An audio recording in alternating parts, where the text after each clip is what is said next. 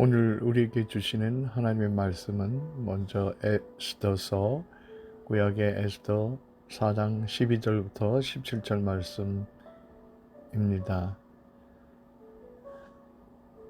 그가 에스더의 말을 모르드게에게 전하매 모르드게가 그를 시켜 에스더에게 화답하되 너는 왕궁에 있으니 모든 유다인 중에 홀로 목숨을 건질 거라 생각하지 말라. 이때에 내가 만일 잠잠하여 말이 없으면 유다인은 다른 데로 말미암아 노임과 구원을 얻으려니와 너와 내 아버지 집은 멸망하리라.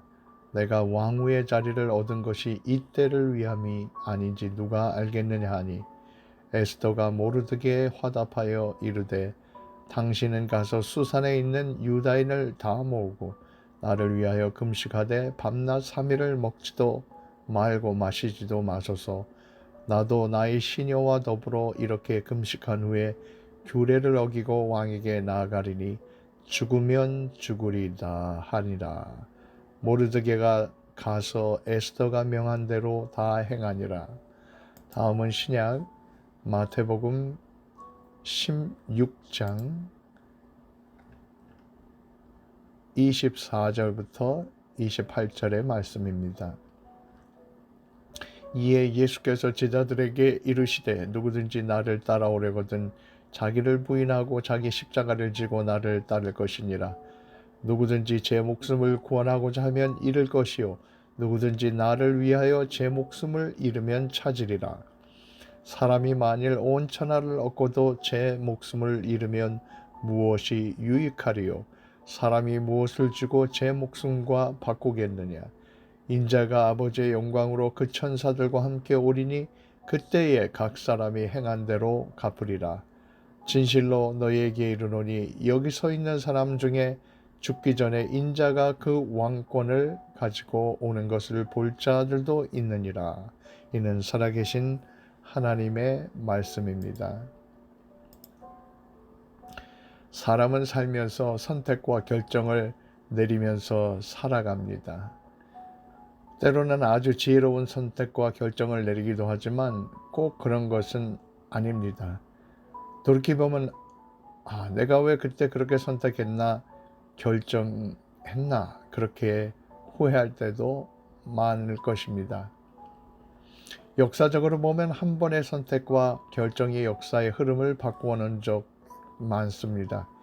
6.25 전쟁 때 메가더 장군은 중공군의 침략을 맞아 중국 본토를 공격하려고 했습니다.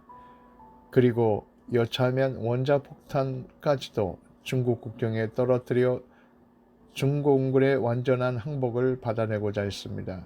그러나 이런 결정을 당시 미국 대통령 트루먼은 좋아하지 않았습니다. 제3차 대전으로 확대될까 우려한 것입니다. 그리고 미국 의회도 메가더의 강한 성격과 행동 방식을 좋아하지 않고 지지하지 않았습니다. 역사학자들은 그때 메가더가 원자폭탄까지는 아니더라도 중국까지 치고 올라갔으면 지금 중국의 모습이 어땠고 또 한국의 모습이 어땠을까에 대해서 말을 합니다. 단순한 한 사람의 결단과 행동이 역사를 뒤바꿔 놓은 일도 있습니다. 1955년 12월 1일 한 흑인 여성이 알라바마주의 몽고메리에서 백인 승객에게 자리를 양보하라는 버스 운전사의 지시를 거부했습니다. 그리고 이 일로 인해 경찰에 체포되었습니다. 불과 60여 년 전의 일인데요. 당시에는 흑인은 버스 뒷자리에만 앉도록 되어 있었습니다. 그런데 이날 백인 승객이 많아지니까 운전사가 뒤에 흑인 자리에 앉은 흑인들을 일어나 내려달라고 했습니다. 3명은 내렸는데 로사 파크라는 여성은 이를 거부했습니다. 옳지 않다고 말하며 거부하다 경찰에 체포되었습니다. 백화점에서 일하던 이 여성의 행동은 역사적으로 엄청난 파장을 가져왔습니다. 이 사건은 382일 동안 계속된 몽고메리 버스 보이콧으로 이어졌고 인종분리에 저항하는 큰 규모의 민권운동으로 번져나갔습니다. 이때 마틴 루터 킹 목사가 여기에 참여하게 되고 결국 이 일은 미국 인권운동 Civil Rights Movement의 시초가 되었습니다. 때로는 우리가 두려움과 싸우며 결단해야 될 때가 있습니다. 오늘 본문 속에서 우리는 역사적 결단을 한 여인을 만나게 됩니다. 바로 여성 에스더입니다. 에스더는 페르시아 왕국에 사는 유대인이었습니다. 당시 페르시아 왕국은 인도에서 이디오피아까지 이르는 어마어마한 영토를 가지고 있었습니다. 그 전체 제국을 127개의 도로 나누어 통치하고 있었습니다. 유대인인 에스더가 이 땅에 살게 된 이유는 90여 년 전으로 거슬러 올라간 예루살렘 멸망으로부터 시작합니다. 남왕국 유다가 바벨론의 침공을 받고 무너집니다. 느부갓네살의 3차에 걸친 공격으로 무너지고 맙니다. 느부갓네살은 수많은 유대인 왕족, 귀족, 지식인, 기술자들을 포로로 잡아갔습니다. 예루살렘 성전은 불태우고 성전의 기물도 빼앗아 바벨론으로 가져갔습니다. 이스라엘이란 나라는 완전히 멸망을 한 것입니다. 그런데 세상에 아무 대적할 자가 없었던 것처럼 보이는 바벨론 제국도 불과 70년 만에 무너져 버리고 맙니다. 고레스라는 인물이 등장해서 바벨론을 무너뜨리고 바사, 즉 페르시아 제국을 세웁니다. 고레스는 칙령을 내려 유대인들이 자기 땅으로 돌아갈 수 있게 합니다. 그리고 돌아가서 성전도 건축할 수 있게 합니다. 이때 유대인 스룹바벨 총독을 중심으로 42,000명이 넘는 사람들이 유대로 돌아오게 됩니다. 7,000명이 넘는 종들과 수많은 말들, 낙타들 데리고 무려 5개월에 걸쳐 1,500km를 걸어서 온 것입니다. 그러나 아직도 페르시아에는 수많은 유대인들이 남아 있었습니다. 아무것도 없는 예루살렘 땅에 5개월 걸쳐 간다는 것은 쉽지 않았을 것입니다. 그리고 이미 수십 년 세월이 흘러 자녀들이 페르시아 땅에 태어났습니다. 그 나라 문화가 익숙하고 그 나라 언어가 익숙했을 것입니다. 그곳에서 집을 짓고 자리를 잡고 살아왔습니다. 그중 한 명이 에스더입니다. 에스더는 어릴 때 부모를 잃은 불행한 여성입니다. 그런데 다행히 그의 사촌 오빠 모르드게가 에스더를 거두어 그 집에서 자라게 됩니다. 에스더는 미모가 출중한 여인이었습니다. 그래서 아하수에로 왕이 새로운 왕비를 간택할 때 그 중에 한 후보로 나가게 되었고, 또 모르드게가 시킨 대로 유대인이라는 신분을 숨기고 결국 왕비로 간택이 됩니다. 아하수에로 왕은 고레스 왕의 외손자로 페르시아 제국의 네 번째 왕입니다. 역사적 기록에 따르면 그는 성정이 자기 중심적이고 전투적이고 변덕스러운 인물이었습니다. 당시 아하수에로는 역사상 가장 큰 제국을 거느리고 있었는데 이 인도부터 이디오피아까지 이르는 제국의 길이가 대략 6,400km, 현재 미국 대륙과 비슷한 크기라고 합니다. 아하수에로는 팽창 정책을 펴었습니다. 이집트를 침공해 진압하고 거기에 만족하지 않고 그리스와의 전쟁을 집중적으로 준비했습니다. 그리고 481년 BC 수십만 명의 군대를 이끌고 그리스를 침공합니다. 아하수에로는 자기를 드러내기를 좋아하고 파티를 좋아하는 왕이었습니다. 에스더 1장에 보면 즉위한 지 3년 만에 왕족, 귀족, 지방 관리들을 위해 180일 동안 계속된 잔치를 벌입니다. 이 잔치를 통해서 페르시아가 어떠한 제국인가 드러내고자 했고 또한 자기의 위대함을 드러내고자 했던 것입니다. 그리고 또한 그는 백성들을 위해 7일 동안 계속된 잔치를 벌였습니다. 아하수에로가 이렇게 자기 사람들을 불러 모아 180일간 술 잔치를 벌이다가 갑자기 어느 날 자기 왕비인 와스티를 불러들입니다. 술잔치판에서 다른 사람들에게 미모의 왕비를 자랑하고 싶었던 것 같습니다. 왕비는 놀랍게도 내시를 통해서 전달된 아하수에로 왕의 명령을 거부합니다. 아마도 와스티는 사람들에게 눈요깃감 되는 모멸감을 거부했을 것입니다. 어떤 이유이든 당시 지상 최고의 권력자의 명을 거역한 것입니다. 성질이 불같은 아하수에로는 분노로 속이 끓게 되고 와스티를 폐위합니다. 왕과 대신들은 의논 끝에 이 같은 왕비의 태도는 백성들에게도 안 좋은 선례를 남기게 될 것이므로 왕비를 폐위하고 새로운 왕비를 간택해야 한다고 결정하게 됩니다. 이 이야기가 에스더 1장에 기록이 되어 있습니다. 사실 아하수에로 왕은 와스티를 끔찍이 좋아하면서도 술 취해 정신 못 차리다 왕비를 폐위시키는 실수를 저지르고 만 것입니다. 술이 깬 후 왕후 와스티를 사랑했던 아하수에로는 와스티를 그리워하고 괴로워했습니다.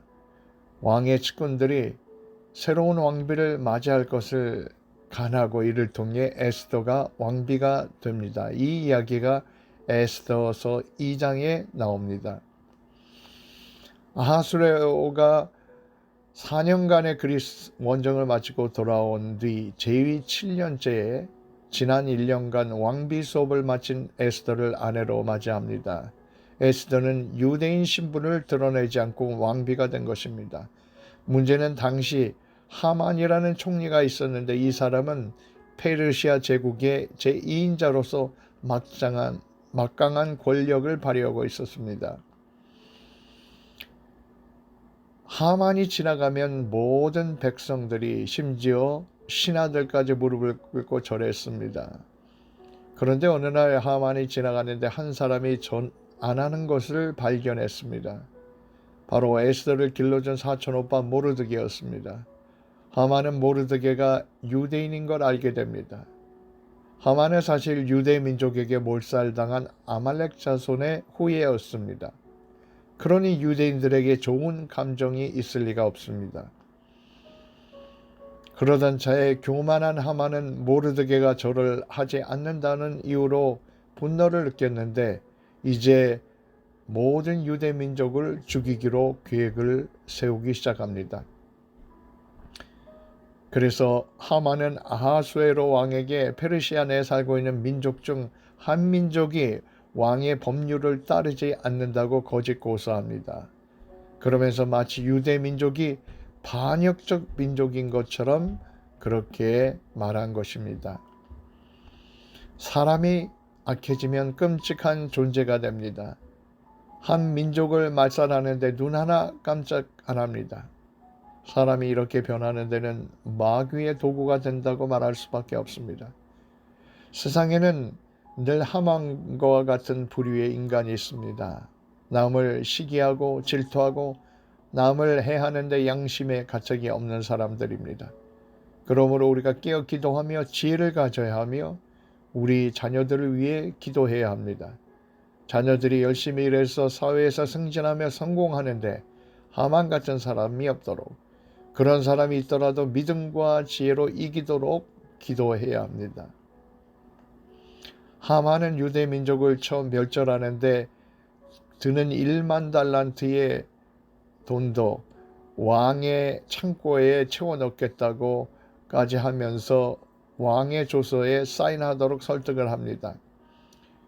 왕은 1만 달란트의 은이 중요한 게 아니라 반역하는 민족을 말살하는 게 중요합니다. 그러니 은도 내가 가지고 조서를 가지고 가서 반역 민족을 진압하라고 하만에게 명령합니다.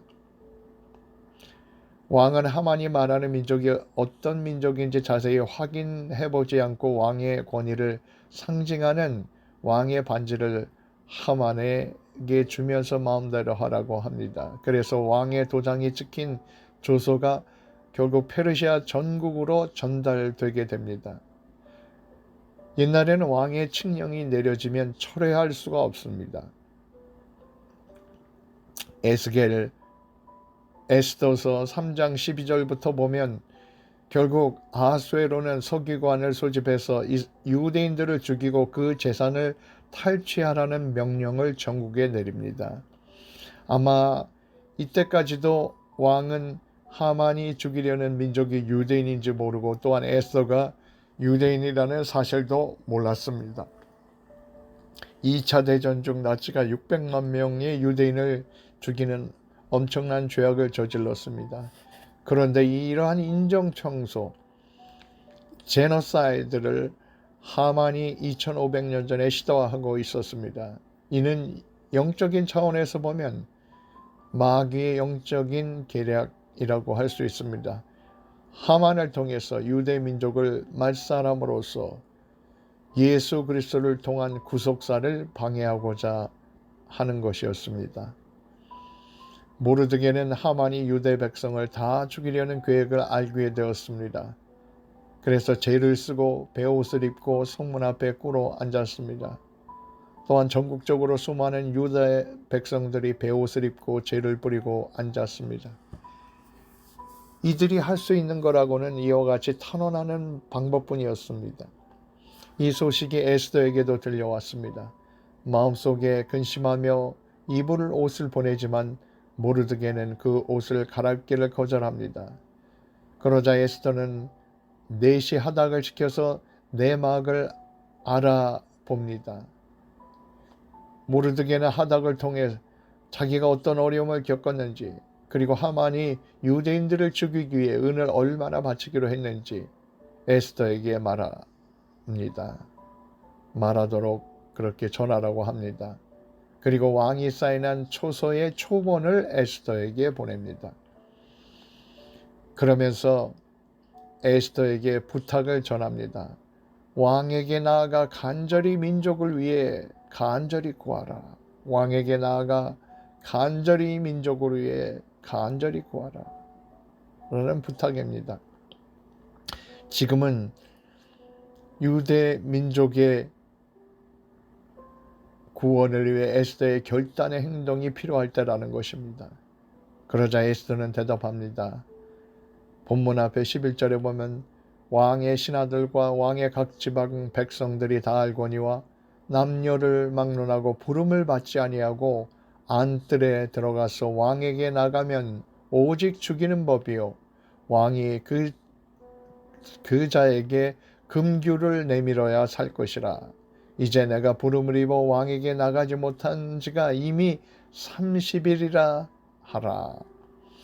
왕이지만 자기 남편인데 그 앞에 나가는 일이 무슨 대수로운 일인가 생각할 수 있습니다. 그러나 당시 페르시아 국법에는 왕비조차도 왕이 부르기 전에 함부로 나올 수 없게 되어 있습니다. 왕은 거의 신과 같은 존재로 인식됐기 때문입니다.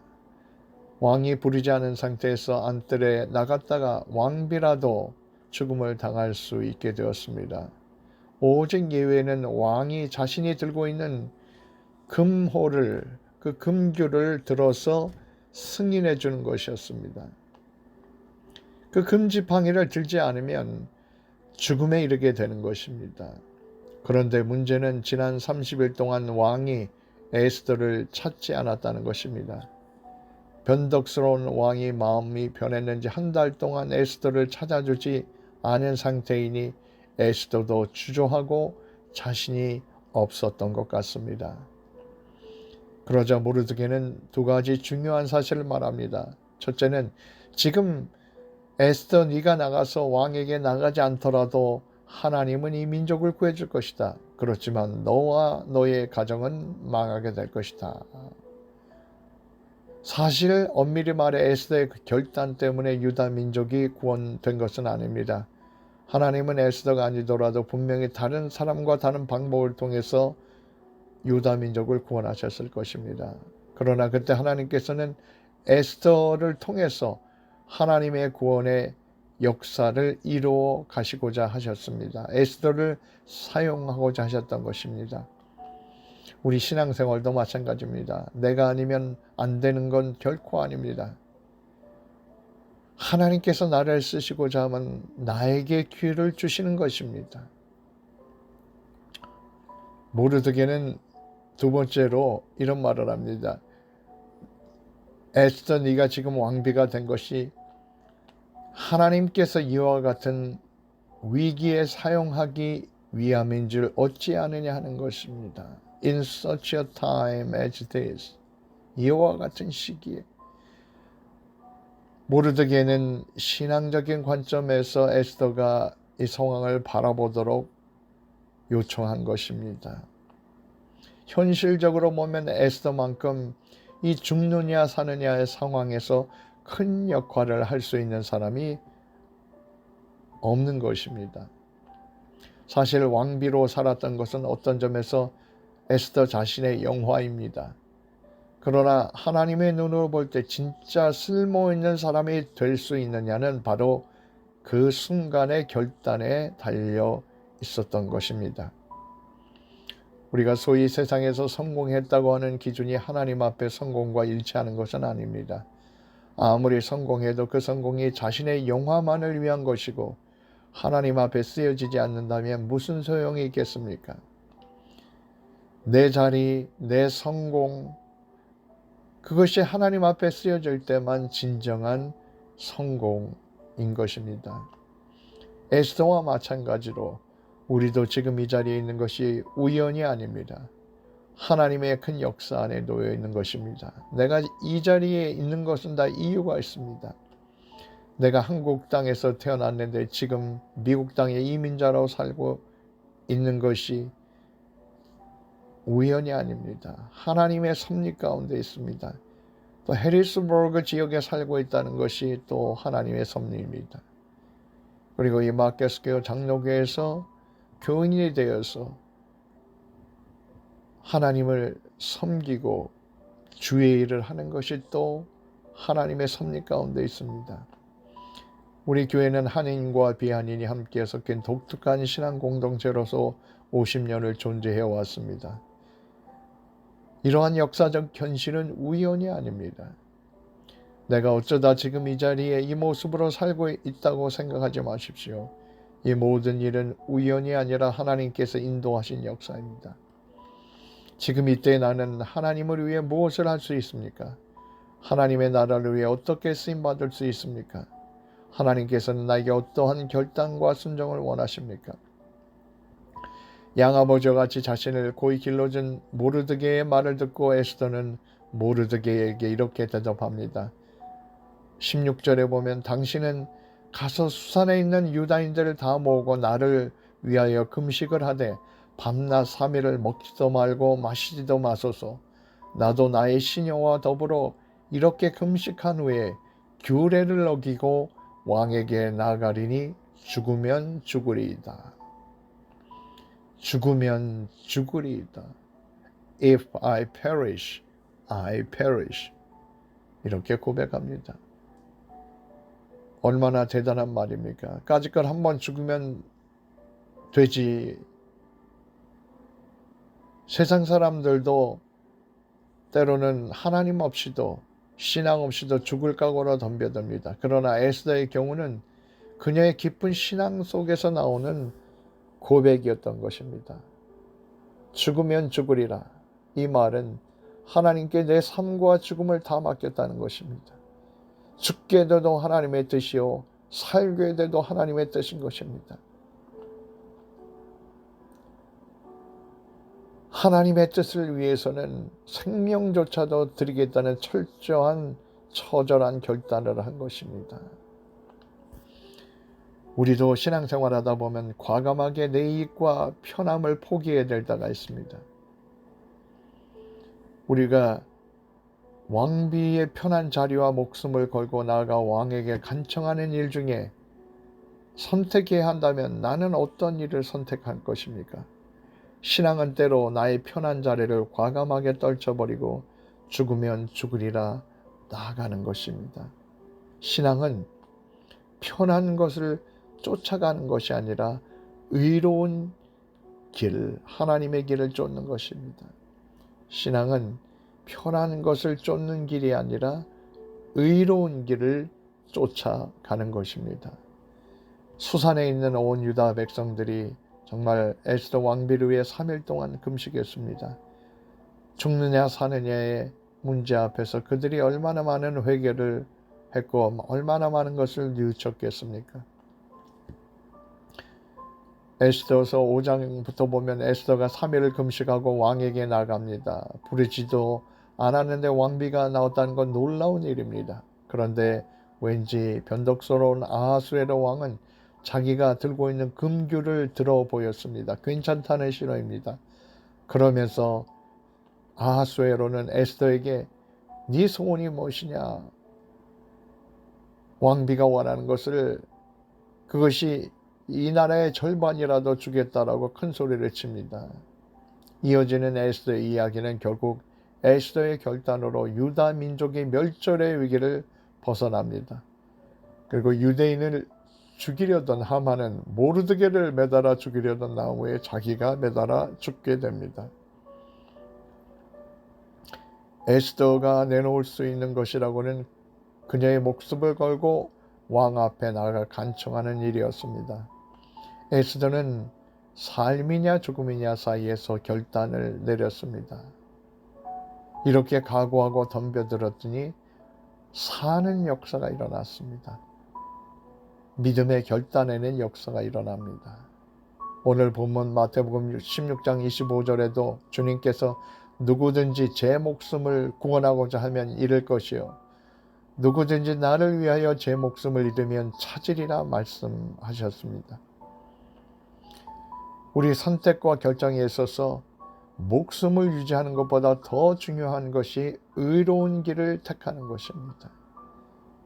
그런 선택을 하나님께서 귀하게 보십니다. 에스더는 민족 전체가 멸망하려는 위기에서 하나님께 쓰임받는 길을 택했습니다.